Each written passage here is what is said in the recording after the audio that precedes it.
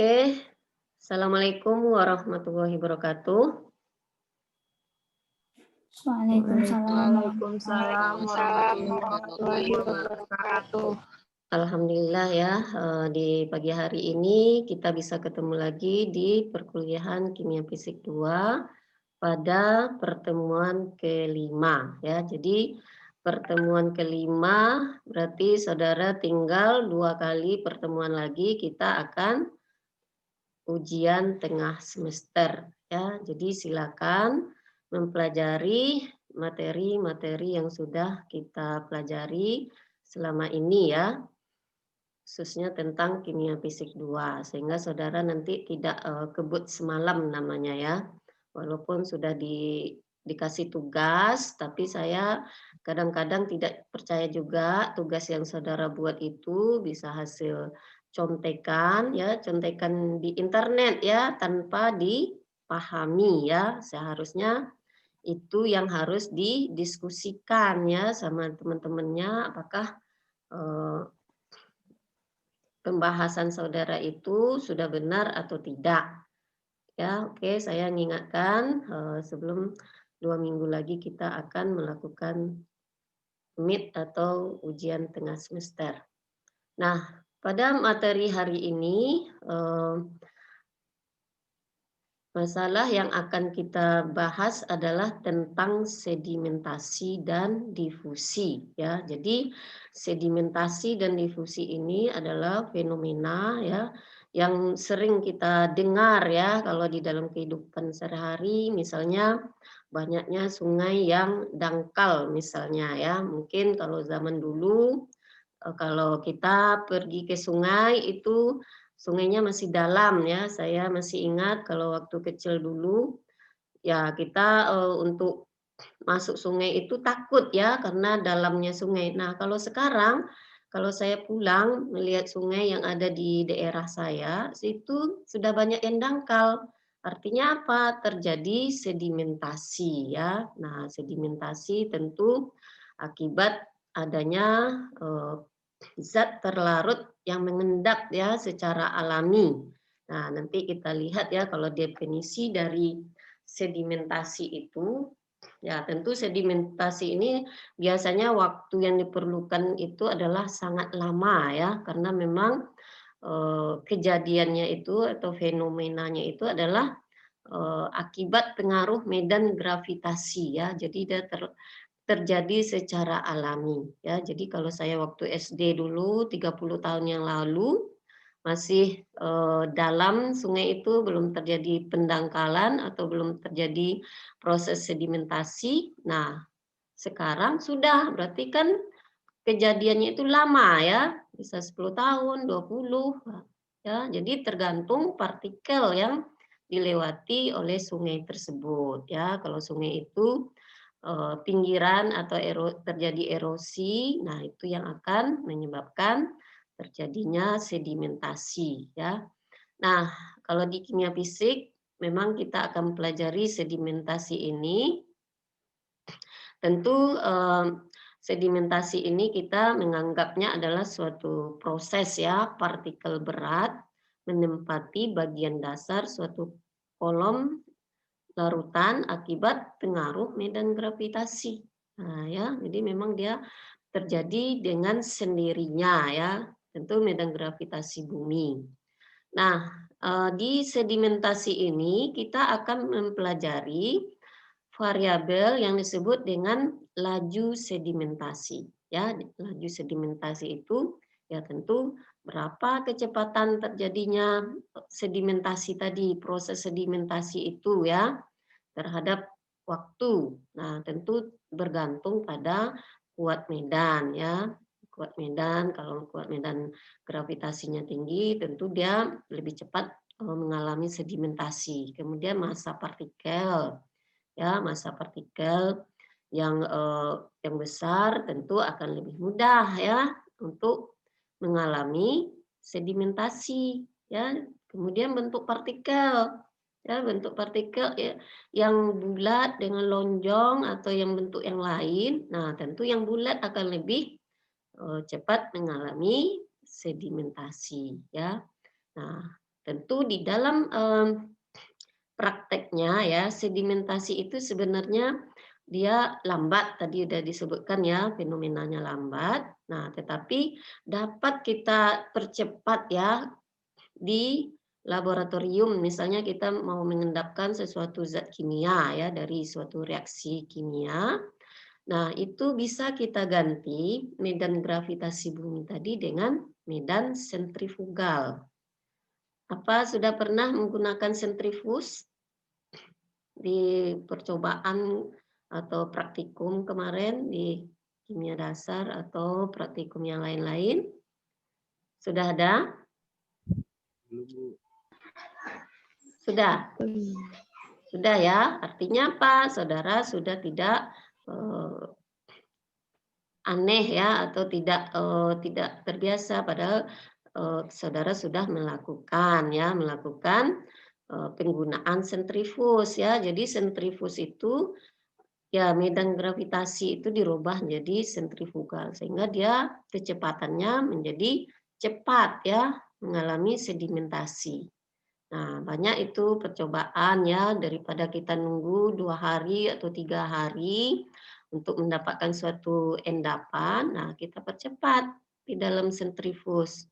Ya, kalau di praktikum kimia fisik itu ada menggunakan sentrifus ya. Misalnya kita mau mempercepat pengambilan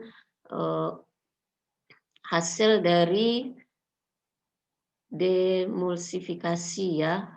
Demulsifikasi artinya percobaannya itu kita menggunakan misalnya santan kelapa ya. Santan kelapa itu sebenarnya kalau kita diamkan akan mengendap ya,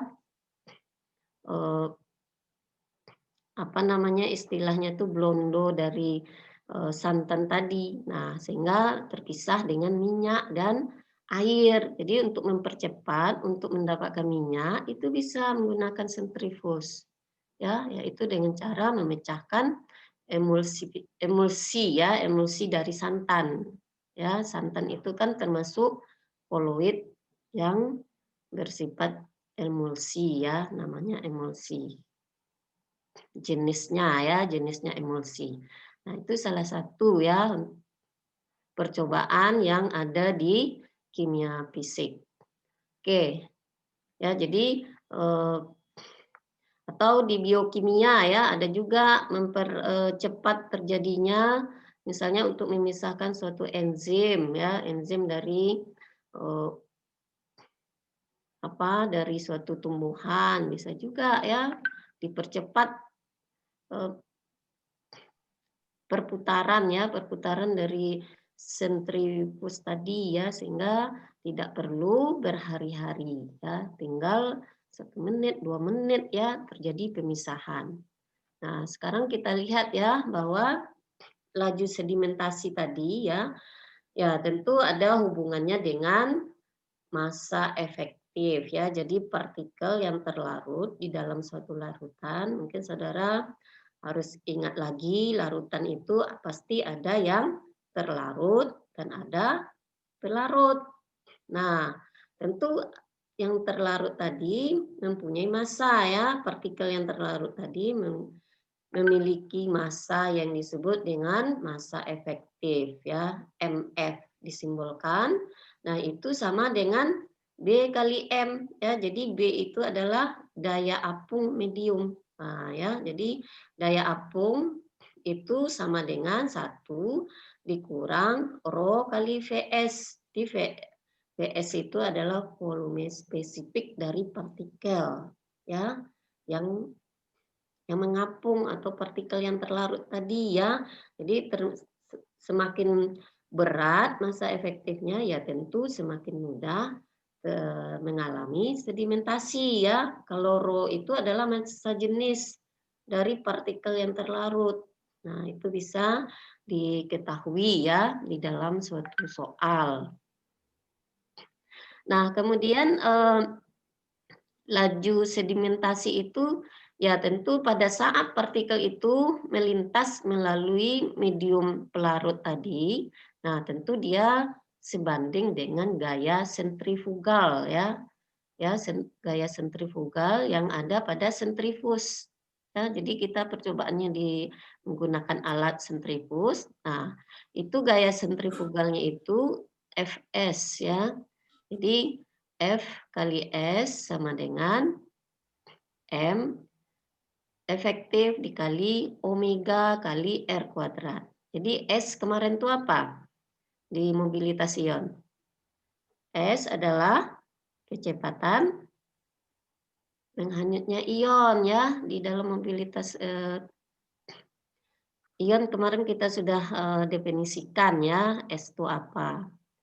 Nah, tentu F adalah gaya sentrifugus ya atau sentrifugal. Nah, didapatkan S-nya itu adalah atau kecepatan melintasnya suatu ion atau suatu partikel adalah massa efektif dikali jari-jari dari partikel itu dipangkatkan ya R kuadrat kali omega kali F per F. Omega apa? Kecepatan omega. Ada yang tahu? Kecepatan sudut ya. Nah, jadi saudara harus ingat lagi ya, omega itu kecepatan sudut. Kalau V kecepatan linear ya. Jadi omega itu adalah kecepatan linear dibagi 2V ya. Itu di fisika dipelajari ya, fisika dasar. Nah, kemudian kita lihat lagi ya masalah sedimentasi tadi ya, tentu ada hubungannya dengan S kecil dengan S besar ya. Jadi S kecil itu kecepatan melintasnya partikel di dalam suatu medium pelarut ya. Nah, S besar itu adalah konstanta sedimentasi ya, S besar ya. Jadi coba dilihat di sini ya. Nah, S ini kecepatan melintasnya suatu partikel. Jadi kalau dia kecepatan melintasnya besar, berarti proses sedimentasinya tentu menjadi cepat dia ya. Lebih mudah mengalami sedimentasi. Nah, S besar ini kecepatan konstanta sedimentasi ya, R jari-jari, omega kecepatan sudut ya. Nah, sekarang kecepatan melintasnya partikel atau ion itu kemarin adalah apa? Perubahan jarak dibagi waktu ya. Jadi S sama dengan dr per dt. Nah, ini persamaan ini bisa kita substitusikan S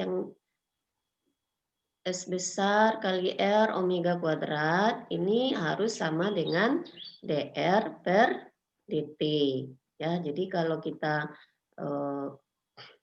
tulis ya, mungkin saya ambil tulisan di whiteboard-nya ini ya, bisa ya whiteboard ya biar tahu. Oke, S kecil tadi sama dengan apa? S kecil. Kecepatan melintas satu partikel. Ya, sama dengan S besar. Kali Ya, S besar dikali Kali R.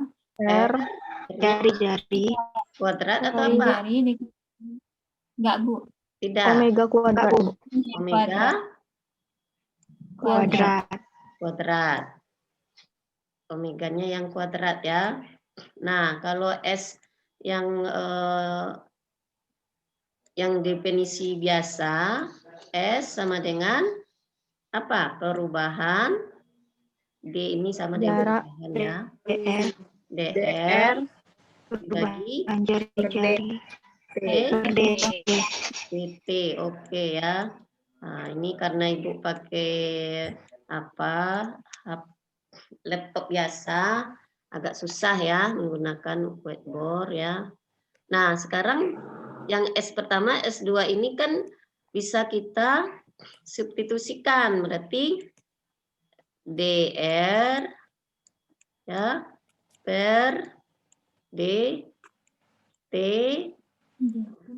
sama dengan berarti S besar ini tadi apa? S besar konstanta sedimentasi ya, omega kuadrat kecepatan sudut ya. Oke, nah untuk menyelesaikan persamaan seperti ini kita harus menyamakan variabel sebelah kiri dengan dan sebelah kanannya harus sama juga variabelnya. Nah, kalau di sini kan masih gabungan, R-nya masih ada di kiri. R-nya yang satu lagi masih ada juga di kanan, ya. Jadi kita bawalah R itu ke kiri ya. Nah, jadi DR per R. Ya. Nah, berarti perkalian silangnya menjadi S besar ya. S besar dikali omega kuadrat. Oke ya, omega kuadrat kali DT. Nah, untuk menyelesaikan diferensial ini secara matematika bagaimana? Harus diapakan? Diferensial ini solusinya harus ada yang tahu? Udah belajar matematika nih? Sudah? Sudah, Bu. Apa? Ini apa nih? Simbol apa nih? Yang saya tulis nih. Integral. Nah, integral ya. Jadi untuk menyelesaikan diferensial atau turunan itu diintegrasikan ya. Jadi integral dr per r ini sama dengan apa? Ada yang masih ingat? Ada yang jago matematika nih? Siapa yang dapat A kemarin? Bertanggungjawabkan. Ini apa yang saya tulis nih? Apa? Ln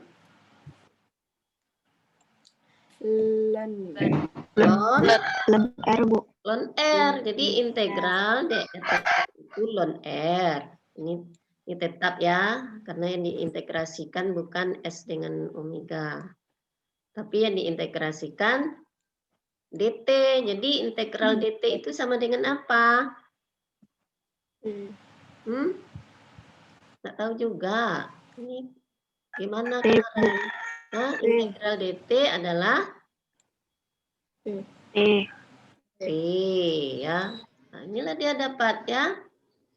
Jadi ln R sama dengan S omega kuadrat kali T. Nah, kalau kita batasi 0 misalnya ke 1 ya.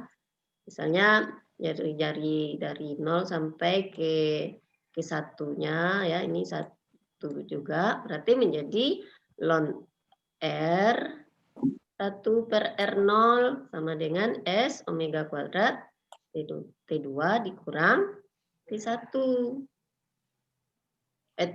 T1 dikurang T0 karena kita 0 tadi ya. 1, 2. Oke. Nah, persamaan ini bisa kita selesaikan dengan menggunakan suatu apa? Untuk menentukan S ya, biasanya S yang ditanya ya, konstanta sedimentasi. Omega ini biasanya bisa diketahui dari percobaan ya. Kalau kita menggunakan sentrifuge itu, kita sudah bisa men-setting berapa sih maunya kecepatan sudut dari percobaan. Nah, itu dicatat ya. Nah, biasanya S yang dicari. Nah, tentu kita harus membuat persamaan ini dalam bentuk grafik ya. Nah, grafiknya adalah nih sebagai koordinat X-nya apa? Kita gunakan tadi persamaan terakhir apa? Apa? Ln R sama dengan S besar omega kuadrat kali T. Omega kuadrat kali T. Jadi kalau persamaan regresi atau persamaan lurus ini kan sama dengan mx ya persamaannya. Jadi yang sebagai koordinat x-nya apa? Nih, yang sejajar dengan T. T, berarti waktu ini ya. Sebagai y-nya apa?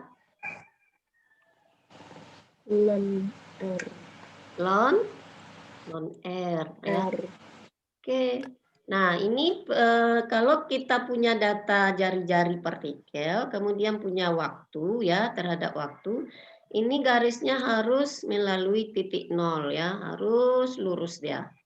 Kalau tidak lurus berarti percobaan kita salah ya. Jadi kalau kita melakukan percobaan di labor, kalau kita buat grafik ya atau diagram ya antara ln R dengan T, jika mendapatkan garis tidak lurus, artinya percobaan kita akan banyak kesalahan ya. Ya, errornya itu persen errornya tinggi. Nah, tentu percobaan yang diinginkan harusnya adalah garis lurus ya. Artinya kalau kita mendapatkan data percobaan, kita masukkan ke dalam grafik ya, dia lurus. Berarti percobaan saudara adalah benar dengan ketelitian yang tinggi. Ya, nah, nanti kita cari soal-soal ya untuk menyelesaikan seperti ini ya. Oke. Kita lanjut ke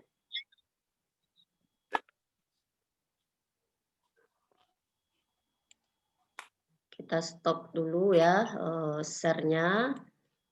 Nah, tentu kita share lagi PPT tadi ya. Oke. Nah, kita sudah sampai di sini tadi ya, bahwa dapat ln R0 sama dengan omega berat ST atau T1 dikurang T0 atau T kurang T0 ya. Tergantung kita membatasinya itu kemana ya. Kalau seandainya tidak dibatasi seperti ini dia ya. Jadi R0 ini adalah jari-jari partikel sebelum dilakukan sedimentasi. Oke ya. Jadi nah ini dia contoh soalnya ya. Nah, silakan saudara bahas di rumah. Ya, ini kan T sudah diketahui. Ya, tentu saudara buat dalam bentuk grafik tadi ya. Grafik antara ln R terhadap T. Tentu R-nya adalah dilonkan dulu ya. Nih, R-nya dilon, R0-nya sudah otomatis pada T sama dengan 0. Ya, karena pada saat T0 berarti belum mengalami sedimentasi. Ya, nah, ini dia percobaan di kalau kita lihat ini di biokimia nih ya, sedimentasi albumin serum sapi atau BSA dimonitor pada 25 derajat Celcius. Jadi radiasi awal permukaan zat terlarut itu ini bukan radiasi ya, tapi radius ya, radius awal atau jari-jari awal permukaan zat terlarut itu di ya pada T0-nya dia sudah punya ukuran partikelnya 5,5 ya jari-jarinya. Nah, kemudian akan mengalami sedimentasi ya. Nah, sedimentasi itu kan pasti memperbesar ya ukuran partikel. Nah, dia akan semakin besar ya. Jadi semakin dinaikkan waktu ya, radius dari partikel BSA ini menjadi lebih besar dia ya. Nah, ini dia dari 5,5 cm menjadi 6,01. Nah, nih ya, ini tentu semakin besar, tentu semakin mudah mengalami sedimentasi. Oke ya, itu dia. Nanti saudara cari lagi soal-soal yang lebih menantang ya.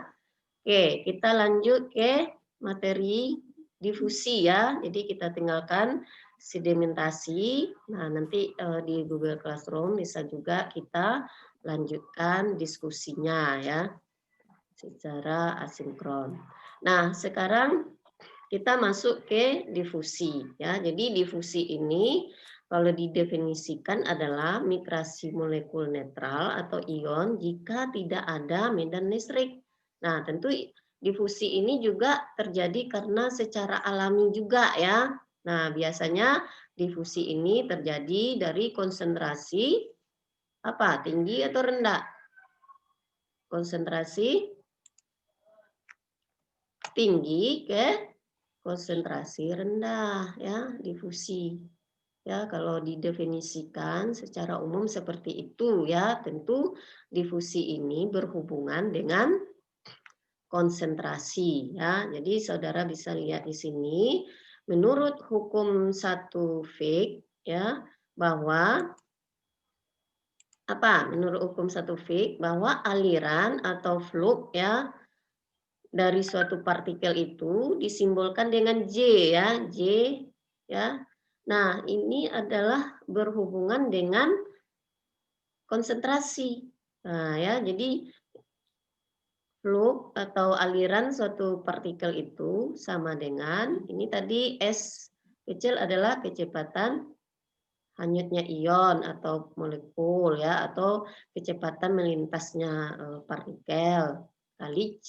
C adalah konsentrasi ya. Jadi kalau semakin besar S-nya tentu alirannya juga semakin besar ya, konsentrasinya juga ya. Jadi semakin besar konsentrasinya akan mengalami difusi ke tempat konsentrasi yang rendah ya atau yang lebih kecil. Nah, atau menurut Fick ini J itu sama dengan min kali D ya. Jadi D ini adalah konstanta difusi ya. Jadi kalau S besar tadi konstanta sedimentasi, nah di sini adalah D adalah konstanta difusi. Dikalikan DC per dx. Nah, DC per dx ini adalah gradien konsentrasi ya. Gradien konsentrasi itu perubahan konsentrasi terhadap posisi ya. X itu kan posisi ya. Nah, jadi semakin tinggi berjalannya partikel itu, maka gradiennya semakin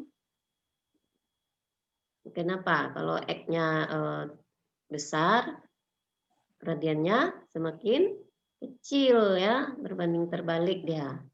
Oke, kemudian di dalam mempelajari difusi ini juga ada yang disebut dengan gaya termodinamika ya. Jadi bisa juga kita tinjau dari termodinamika ya. Jadi gaya termodinamika itu ada hubungannya dengan gradien konsentrasi ya. Nah, tetapi sistemnya itu terjadi pada P dan T tetap, tekanan dan temperatur tetap ya. Jadi Fe sama dengan min RT per C kali dou C per dx. Nah, ini bisa saudara substitusikan ya. DC per dx itu saudara jadikan apa? DC per dx ini sama dengan min J per D. Ya, saudara substitusikan ke Fe min RT per C DC per dx sehingga didapatkanlah S ya. Kecepatan melintasnya suatu partikel atau ion tadi sehingga S sama dengan dRT kali Fe. Ya, jadi R adalah ketetapan gas ideal ya sehingga kita mendapatkan nilai S asal diketahui D dengan Fe dan T ya, T-nya harus diketahui. Nah, ini dia kalau dihubungkan dengan mobilitas ion ya. Karena kemarin kita sudah ketahui mobilitas ion itu adalah mu kali E ya. Mobilitas ion dikali medan listrik ya, E ini. Sementara Fe adalah gaya termodinamika ya waktu di mobilitas ion itu Z yang berhubungan dengan medan listrik. adalah Z kali F kali E. Ya. Nah, tentu saudara substitusikan S itu ini ya, S sama dengan mu E ya, kemudian FE-nya saudara rubah menjadi Z kali FE sehingga didapatkanlah difusi yang berhubungan dengan mobilitas ion itu adalah mu RT per Z kali F.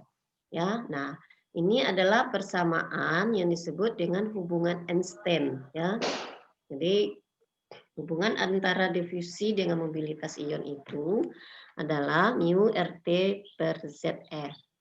Oke ya. Nah, ini dia contoh soalnya. Nah, ini tinggal saudara,